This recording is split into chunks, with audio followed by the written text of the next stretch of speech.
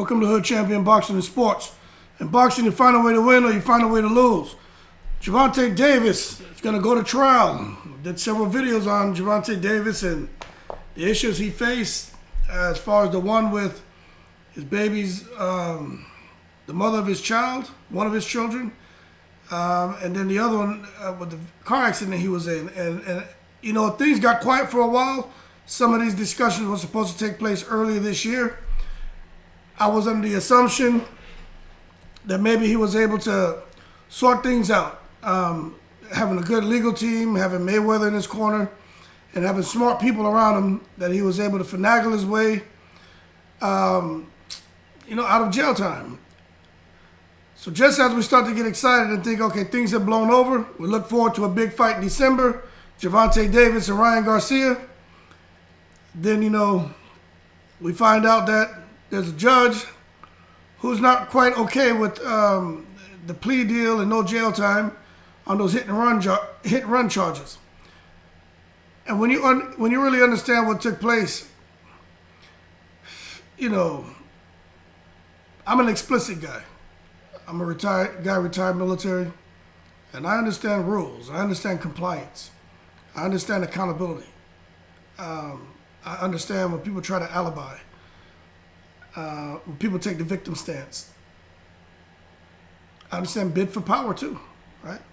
So all these things you can be seen here in this scenario with Davis and everything that transpired, and the judge and the victims. All of those things: bid for power, victim stance, alibying, accountability or not taking accountability. But it'll be sad if Gervonta Davis has to do some jail time. Okay?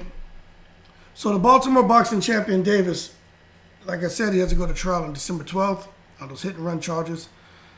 The Baltimore circuit judge refused to approve the plea deal that would have included 60 days of unsupervised home detention.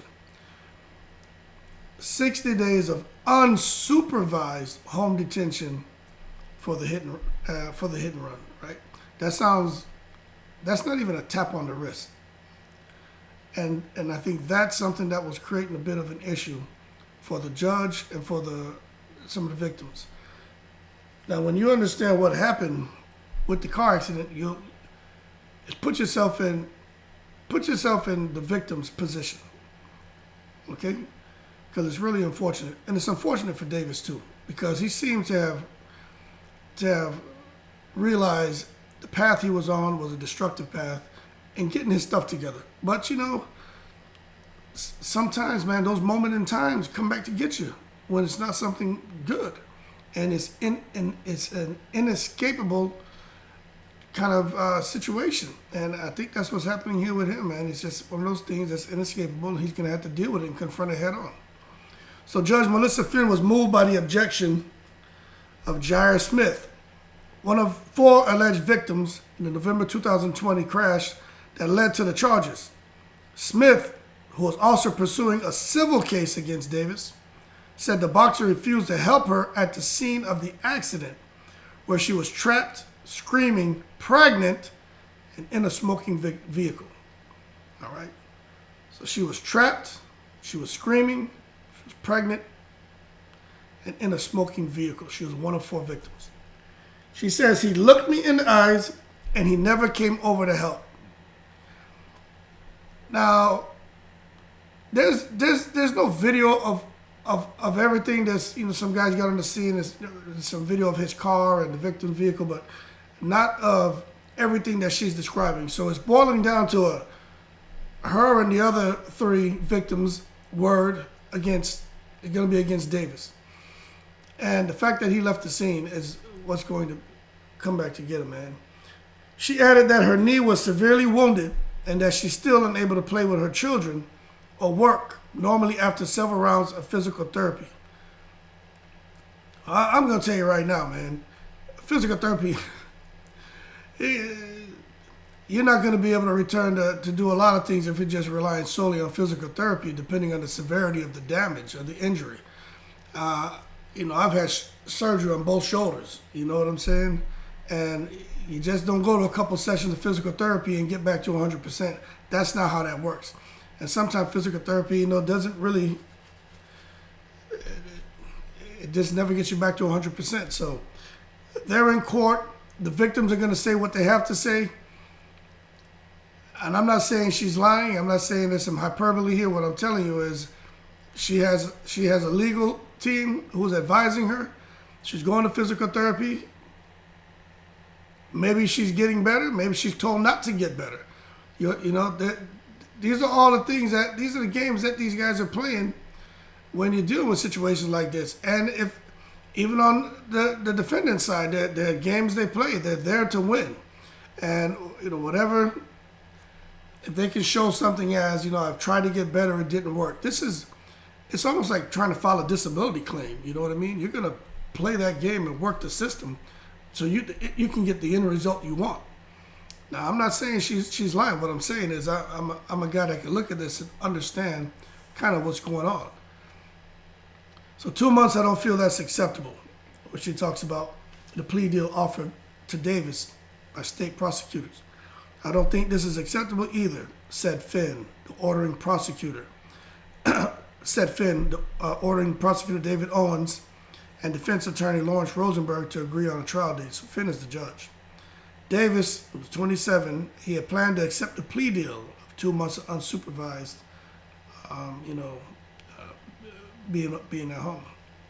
He pushed his record to 27-0 on May 28th with a knockout of Romero. We all saw that. It was amazing.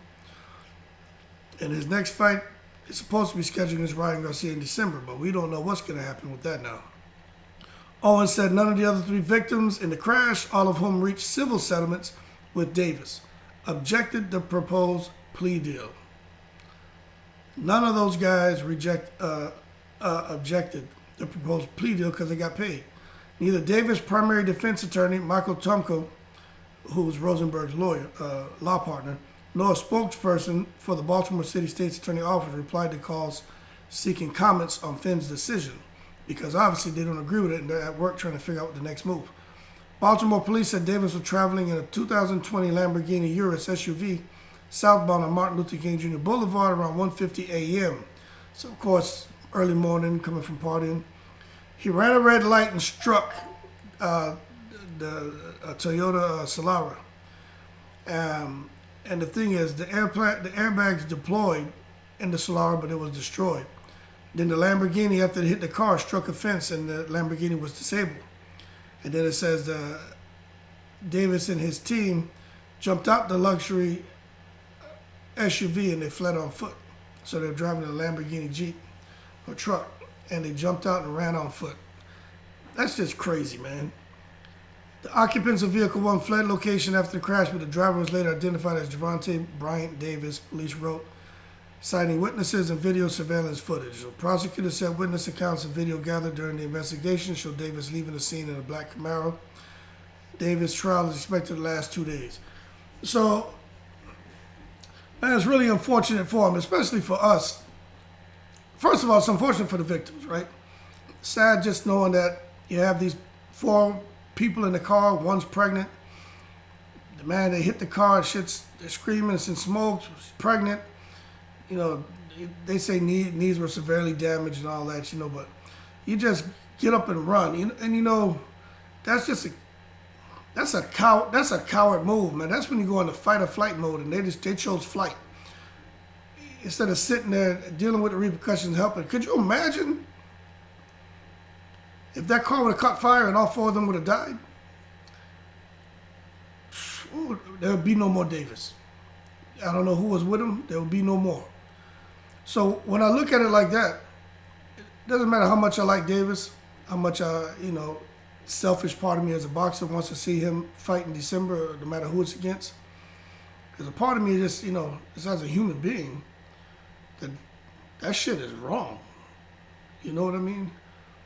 Couldn't imagine that being, myself or some of the neighbors out here who I'm friends with, man, and their kids being out there, teenage kids or, whatever, or even if it's adults, and they get in a car wreck and the guys flee the scene, the vehicle bursts into flames or something like that happens.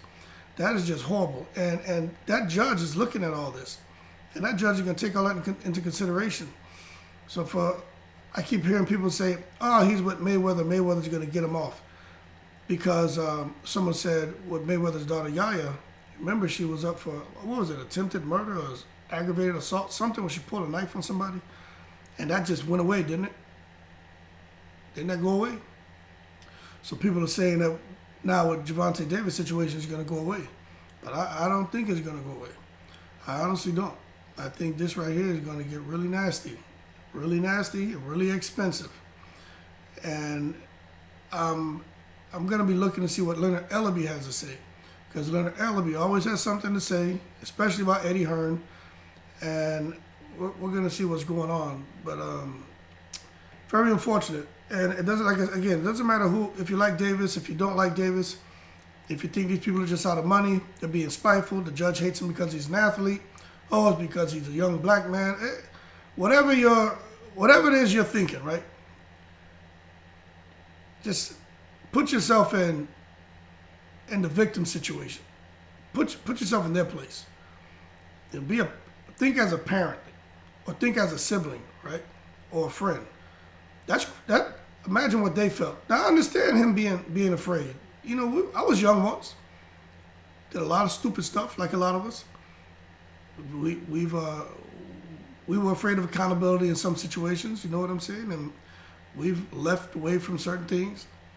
So I understand. I understand. But I don't know. There's a part of you.